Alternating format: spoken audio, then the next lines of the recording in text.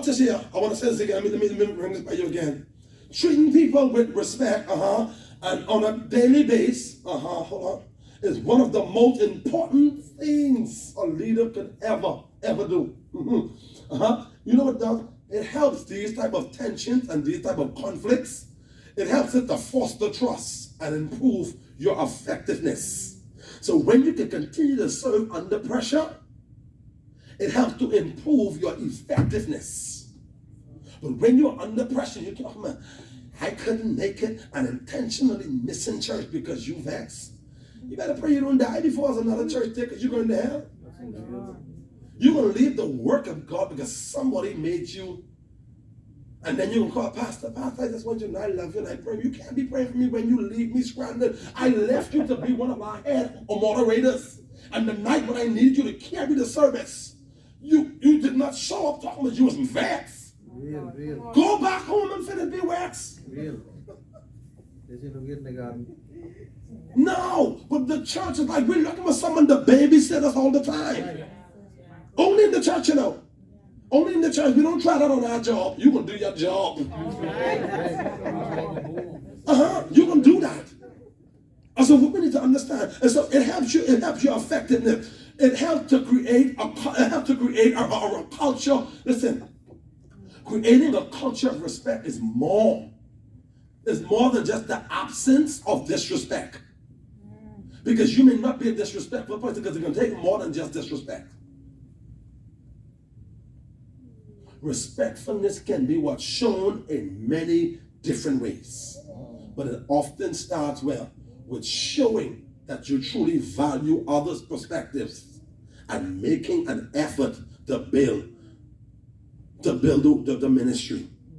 Whether it's a critical component or some type of equity or diversity, you know how to navigate to make things work out.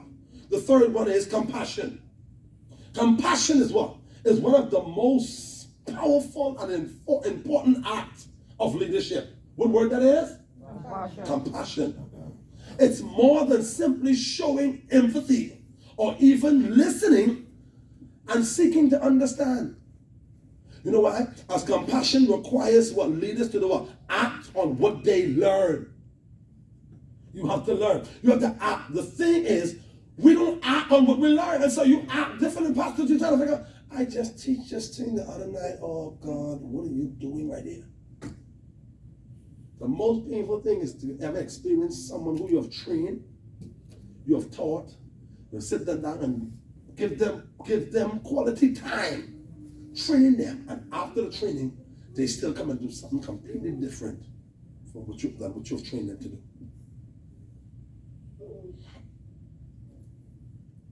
And so a concern or this, okay, what this? Let me say this again. It's more than simply showing empathy or even what? Listening and seeking to understand. Catch me all, I'm taking my time with it. Compassion requires leaders to act on what they learn. Compassion does what? Requires leaders to act on what they've learned. You have to act on what you learn. If you learn to do it, then do what you were taught to do. Why is somebody coming telling me in my absence, Pastor, when you was here, you should see how she did? No. We shouldn't be having them type of reports. As a matter of fact, everybody do not get the privilege of bringing a report to Pastor. I'm sorry. So you're going to keep that to yourself. If you see something that was out of place and Pastor's not here, whilst I'm here supervising and making sure things run, you bring that to my attention. I know what I should and should not bring to my leader. Okay?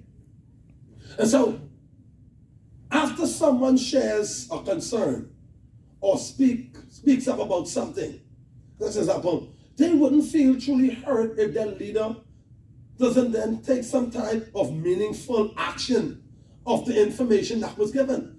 The thing is, when we put leaders in place, they choose who situations that they deal with.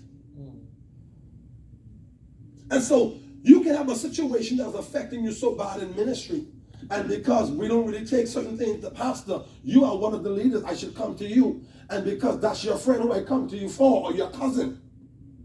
You say, well, I can talk to her about it, but you be encouraged. Excuse me, I don't need a little more than that. Did you hear what I told you they did to me? I can talk, be encouraged. I came to you because I'm hurt and this thing is bothering me. This thing could almost cost me just get ready to leave, but because I love this house, I don't want to leave, but I can't endure this no more. I need some type of meaningful action to take place. Something must be brought to the light. Something must be called a gathering of meetings.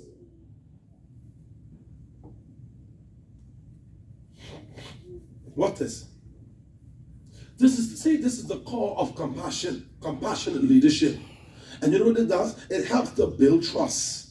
It helps to build collaboration. And you know what it does? It decreases turnover across our ministry. So many things won't just keep spilling over. What's our 4-point? Vision. Remember I talked about that earlier? You got vision, motivating others and garnering commitment to the essential part of leadership. Purpose-driven leaders. Let's read. Vision should be communicated in ways that help others understand it. Vision, I want you to say it again. Vision should be communicated in ways that help others. Okay, I'm wrapping up, y'all. But I need y'all to read that one more time. Vision should be communicated. Read it like you done read it a couple of times and you knew it and you got it. Vision should be communicated in ways that help others understand it. Remember it And go on to share it themselves. That's good. So when you understand the vision, you are able to share it. I, pastor, should not be sitting down with no new converts and you here. And you got the vision? I don't sit down with no new converts. Why have all these ministers around me? I've already imparted, taught you, and trained you the vision.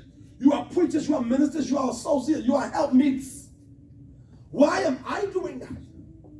When I meet them for the first time and I work with them for that first couple of days, that's it for me. I start pastoring you from here.